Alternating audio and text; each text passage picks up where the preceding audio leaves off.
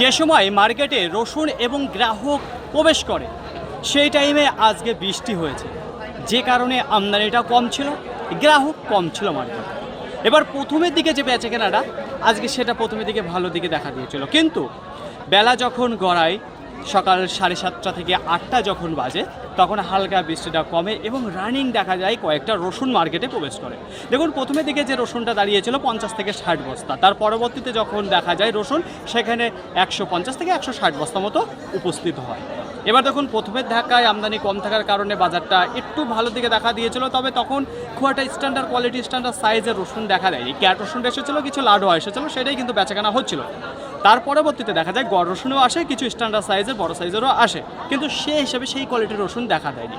মাথায় রাখবেন আজকে এই বাইনিয়া বাজারে দুইবার বাজার হয়েছে, প্রথমের দিকে এক রাউন্ড, সেকেন্ড রাউন্ড একবার। আজকে তারিখ রয়েছে 5 জুন 2026 শুক্রবার। এখন সময় 9টা বেজে 45 মিনিট। এখনও বেশ কিছু রসুন দাঁড়িয়ে রয়েছে। এই অল্প আমদানি হবার পরেও দেখা যাচ্ছে পুরোপুরি মার্কেট ক্লিয়ার করতে পারেনি।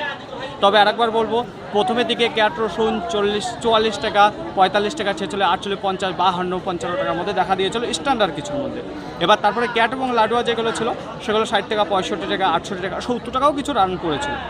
আর দুই একটা কিছু ভালো মানের ছিল যেগুলো 80 টাকা, 85 টাকা বেচা কেনা ছিল।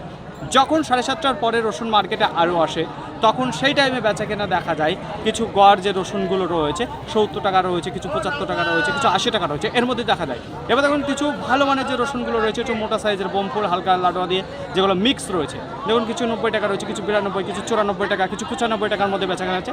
মার্কেটের মধ্যে কিছু হাত বাঁচায় যেগুলো দুই একটা এসেছিলো আজকে, সেইগুলোই আমরা দেখতে পেলাম যেখানে 10,000 টাকা বিক্রি হয়েছে।